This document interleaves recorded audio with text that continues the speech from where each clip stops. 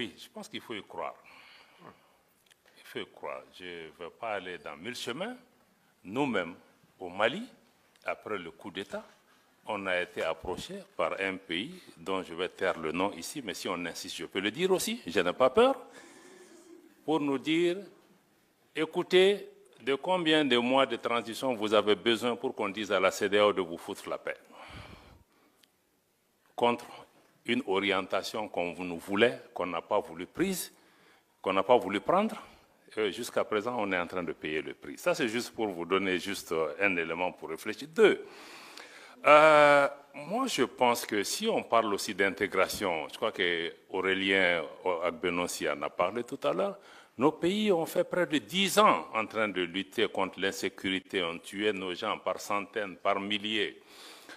On n'a pas senti la région. C'est vrai qu'il y avait les Nations Unies, mais l'Afrique a délégué. Ça, c'est notre responsabilité. Je ne blâme pas les Nations Unies qui sont venues, où il y avait beaucoup de nos frères, mais l'Afrique a délégué sa responsabilité aux Nations Unies, qui a des limites institutionnelles pour nous aider. Et on n'est pas venu. Comment vous pensez que les populations maliennes, 10 ans, ont été tuées, massacrées par dizaines, par centaines, par milliers? On ne voit personne. Et subitement, il y a un chef d'État qui est entre les mains des gens, on trouve les moyens. La vie humaine, c'est quoi? Ça aussi, on peut se poser ce type de questions, quelle que soit l'importance d'un chef d'État. Est-ce que ces populations qui ont été tuées méritaient d'être tuées ou leur vie humaine ne vaut rien? Et ça, on voit ça aujourd'hui encore. La vie humaine en Ukraine n'est pas la vie humaine au Sahel. Là encore, je vais mettre en cause nos amis de l'Union européenne, tes anciens amis, où quand on se battait, on a négocié, vous et moi, avec d'autres de vos collègues pendant des années au Sahel. Il y avait la mission européenne de formation, il y avait ECAP, il y avait des militaires européens. On dit, aidez-nous, ils étaient en train de former nos gens, ils investissent des centaines de millions d'euros. On a dit ce que nous voulons, c'est train and équipe, former et équiper les gens. Mais les militaires maliens qui étaient engagés dans les formations européennes devaient amener leurs propres munitions. Et on nous a toujours dit que l'Union européenne ne donne pas d'armes létales. Et ce qu'on donne en Ukraine, ce n'est pas des armes létales? Est-ce que la vie d'un Ukrainien vaut mieux que la vie d'un Sahélien? 2 poids, 2 mesures. Subitement, il y a la guerre en Ukraine, subitement, les armes létales sont autorisées. Et les Sahéliens qui sont morts par milliers, qui a ça sur la conscience de ne pas avoir fait ce qui est nécessaire, et de venir aujourd'hui accuser le Mali de dire oui, mais vous travaillez avec la Russie, vous ne travaillez pas avec moi, etc. Vous me tournez le dos. Quelqu'un a posé la question, ancien partenaire, nouveau partenaire. Ça, je vais vous répondre, madame. Parce que les gens ont l'habitude d'utiliser ça, oui, pourquoi laisser un ancien maître pour un nouveau? Mais ça, je crois qu'il faut même sortir de la décolonisation mentale, parce que la Russie n'a colonisé aucun pays. Il ne faut pas comparer des choses qui ne sont pas comparables. On parle d'anciennes puissances coloniales qui ont des habitudes qui ne sont pas parties. Maintenant, nous cherchons la sécurité pour notre pays. On va là où on trouve, puisque les Européens vous dites que vous ne donnez pas d'armes létales. Le Mali, c'est qu'on a avec la Russie, ce n'est pas des prêts, ce n'est pas des dons, on achète. Ils nous vendent. On est parti avec les Européens, avec les Américains, on dit qu'on achète, ils disent qu'ils ne vendent pas. Mais vous voulez que je lutte contre Al-Qaïda, l'État islamique, avec des bâtons? Et subitement, en Ukraine, vous vous êtes rendu compte qu'il leur faut des armes pour se battre. Donc je pense que quand on fait ce genre de comparaison aussi, il faut qu'on se dise, non, nous on n'est pas dans ça. Avec chaque partenaire, on cherche ceux qui peuvent résoudre pour le moment donné. Si c'est la Russie qui peut m'aider sur le plan militaire, je ferai. Si demain, c'est les Américains qui font mon affaire sur le plan économique, je ferai.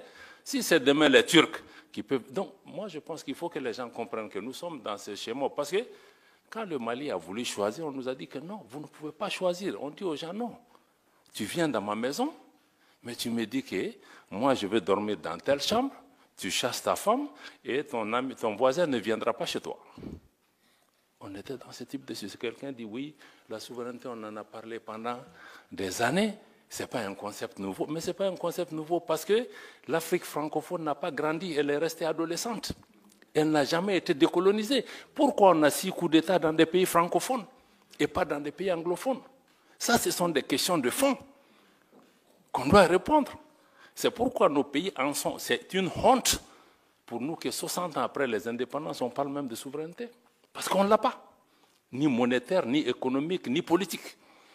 Donc je crois que ça, il faut vraiment intégrer ces éléments dans l'élément. Je crois que tu as parlé aussi de crédibilité, c'est ça. Quand on dit au pays démocratie, ceci, mais nous voulons tous la démocratie. Le Mali a été un modèle de démocratie avant de tomber là où nous sommes tombés. Mais il faut aussi regarder les choses dans l'ordre. Mais vous disiez, bon, les pays où il y a eu le coup d'État, on parle de qui? On parle du Niger, du Mali et du Burkina comme s'il y a eu des coups d'État que chez nous. Mais les autres là, il s'est passé quoi? Pourquoi personne ne s'interroge? Pourquoi personne n'interroge l'absence d'élections en Ukraine? Pourquoi? Grande question encore. 2 poids, 2 mesures. Donc je vais revenir un peu, tu as raison, l'industrialisation, la transformation, c'est la clé. Même nous, tout ce qu'on est en train de faire sur la sécurité, ça sera nul si on ne répond pas aux attentes de cette jeunesse, les emplois, les transformations qu'il faut. Je n'ai pas le temps de développer par rapport à ça. Aurélien l'a dit, si on veut parler encore de double standard, je l'ai dit encore au déjeuner avec les gens, j'ai dit, mais on a des organisations où, quand les chefs d'État sont assis, on ne leur dit rien. Ils font tout ce qu'ils veulent. Mais quand il y a un nouveau qui a fait un coup d'État, on s'abat sur lui avec toutes les armes. Mais ceux qui sont là, souvent aussi, qui créent des conditions pour qu'il y ait même des coups d'État et des troubles chez eux. Mais il faut que les chefs d'État qui sont en face de leur père aient le courage, souvent, de leur parler. Parce qu'on ferme les yeux jusqu'à ce qu'un militaire vienne tomber dans la sauce, et puis on se réveille subitement. Donc c'est ça le problème. Donc il y a des coups d'État aussi institutionnels. Il l'a dit, il ne faut pas avoir peur du mot. Donc d'autres font avec les armes, mais d'autres sont très rodés dans d'autres types de façons de faire. Les deux conduisent souvent au même type de problème. Donc il faut qu'on ait le courage de regarder ces questions. Et je pense qu'il faut aussi écouter la jeunesse, il l'a dit. L'Afrique est en train de changer, même pour nous dirigeants, je crois que la vitesse de transformation de notre jeunesse, nous n'en mesurons pas les conséquences. Et la jeunesse, certains disent que c'est une bombe à retardement. Non, non, non, la bombe est déjà partie il y a longtemps. La preuve, si vous voyez si on ne s'occupe pas de notre jeunesse, elle va s'occuper de nous. Elle est en train de le faire. Dans les groupes terroristes, c'est qui? Ce sont les jeunes. Les présidents qui sont renversés, qui sont devant, ce sont les jeunes. Les routes de la migration, ce sont les jeunes. Donc ne considérons pas que les jeunes, c'est un problème de demain.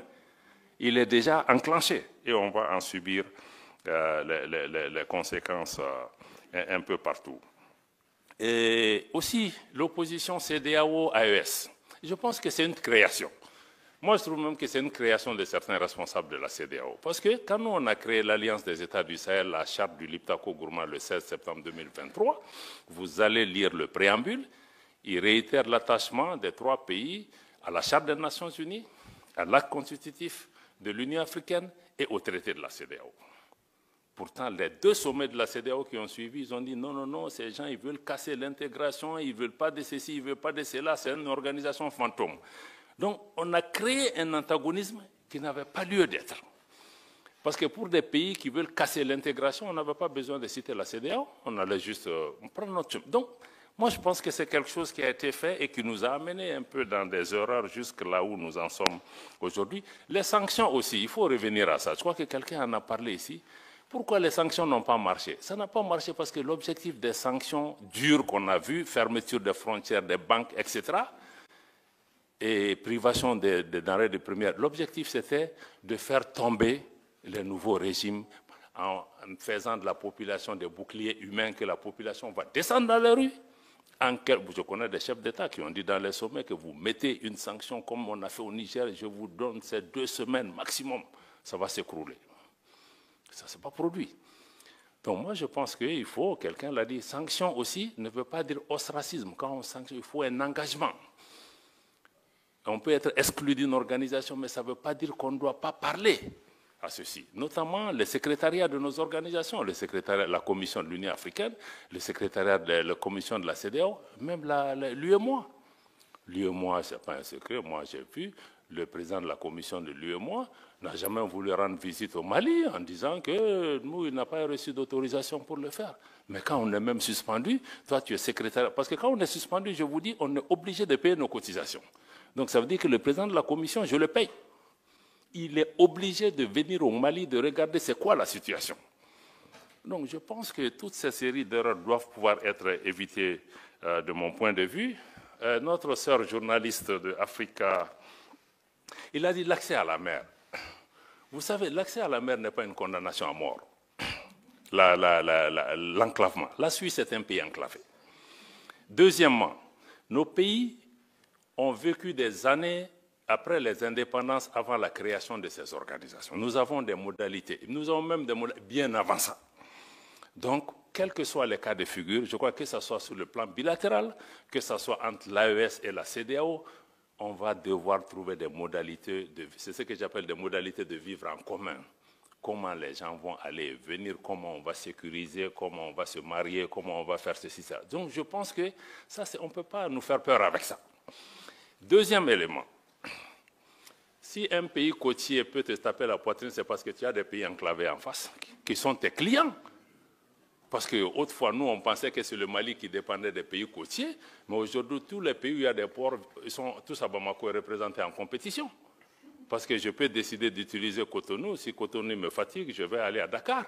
Et il me faut. Donc, moi, je pense qu'être enclavé aussi, bon, c'est une contrainte physique, mais ce n'est pas une condamnation à mort. Les pays qui ont investi des milliards de dollars, qui se sont endettés pour renforcer les capacités de leurs ports, mais si nous, on n'utilise pas leurs ports, ils vont aller où? Donc, quelque part, on va devoir s'asseoir avec lucidité, pragmatisme et trouver des solutions. Alors, moi, je crois que ceux qui disent aussi qu'on va venir, nous, je pense que notre président était très clair l'autre jour, il a dit que nous, on a pris un chemin de non-retour, il faut que les gens intègrent, mais je crois que les gens ne nous prennent pas encore au sérieux, il faut qu'ils le fassent. Mais posez-vous la question, et s'ils ne reviennent pas? Quelle est la réponse? Donc, je crois que prenons les deux options et disons-nous, on est tous des hommes politiques. Je crois que toutes les options peuvent être possibles, mais posons-nous aussi l'autre. D'ailleurs, je pense que notre frère du Maroc l'a indiqué, que bon, il y a d'autres initiatives qui viennent. Le Maroc a mis en place cette initiative royale. Ça veut dire qu'on a la CEDEAO, on a d'autres mécanismes, on a d'autres offres. Comme pour les partenariats, là, je crois qu'il y a plusieurs offres, hein, que personne n'ait l'arrogance de penser que je suis la seule voie. Et après tout, nous sommes des pays qui ont existé avant ces organisations. Et donc, je pense qu'il faut que nous intégrions vraiment ces éléments. Madame la journaliste qui est au fond, je pense que je ne vais peut-être pas vous répondre parce que le frère qui est là, qui parle au nom de la société civile, a certainement pris en charge une bonne partie de la question. Mais souvent, on peut juste vous demander où est-ce que vous étiez quand les Maliens mouraient par centaines de milliers à Tombouctou, à Gao, à Kidal, hein, et dans la région de Mopti. Personne ne leur venait au secours. Est-ce que vous êtes interrogé comment ces gens mouraient? Est-ce que ces grandes organisations se sont occupées de ça? Donc je pense que nous considérons que nous passons des difficultés. Personne n'a dit qu'on veut installer des dictatures militaires, etc. Mais on a dit qu'on est en train de construire un État, de créer des conditions pour un retour à l'ordre constitutionnel apaisé et sécurisé. Mais on est dans un contexte aussi géopolitique extrêmement tendu où des forces travaillent au quotidien pour nous renverser, pour créer des problèmes dans nos pays, y compris en utilisant la presse, la société civile. Au quotidien, le Mali est en train de démonter des tentatives de déstabilisation. C'est quotidien. Et je n'invente pas la chose par rapport à ça. Donc, en résumé, vraiment, c'est dire que nous, l'initiative de l'AES, c'est que vraiment nous voulons compter sur nous-mêmes pour nous en sortir. Ça ne veut pas dire qu'on n'a pas besoin des autres, ça ne veut pas dire qu'on ne veut pas faire de partenariat, mais on est sorti du paradigme où on pensait que c'est l'ancienne puissance coloniale, c'est X, Y, s'il ne me vient pas en aide, je vais mourir. Mais il faut que nous aussi, on regarde en nous-mêmes quelle est notre valeur. Parce qu'on nous a mis dans la tête qu'on est pauvre et nous-mêmes, on est convaincus qu'on est pauvre. Et ceux qui nous disent qu'on est pauvre, ils sont chez nous, même si on les chasse, ils ne vont pas. Donc, quelque part, il faut que nous-mêmes, on change notre regard sur nous-mêmes. Peut-être qu'on n'a pas tout, mais si on changeait la façon de faire, les règles du jeu, si on arrivait ne serait-ce qu'à transformer certaines choses, mais on peut créer des valeurs, ces valeurs peuvent profiter aussi à d'autres. Donc l'AES, nous voulons pouvoir regarder un peu chez nous. On sait que ça sera dur, très dur. Parce que si tu veux compter sur toi, il y a un prix à payer. Et tous les jours, on nous fait payer. Il y a même une guerre économique aujourd'hui contre nos pays. Pour juste montrer que l'exemple, l'expérience ne va pas réussir. Bon, moi je parie aussi que c'est à nous. La réussite ou pas de l'AES ou de toute tentative en Afrique, c'est entre les mains des Africains. C'est à nous. Donc je ne fais pas de promesses aux gens que ça va réussir, ça ne va pas réussir, c'est à nous. Si on décide qu'il nous faut nous unir, il faut nous réveiller, il nous faut serrer la ceinture, bon, ça va réussir. Mais si on pense que c'est Paris, Washington ou Bruxelles qui va décider de notre sort, bon, naturellement, on peut attendre encore. Voilà. Merci beaucoup. Merci pour le standing.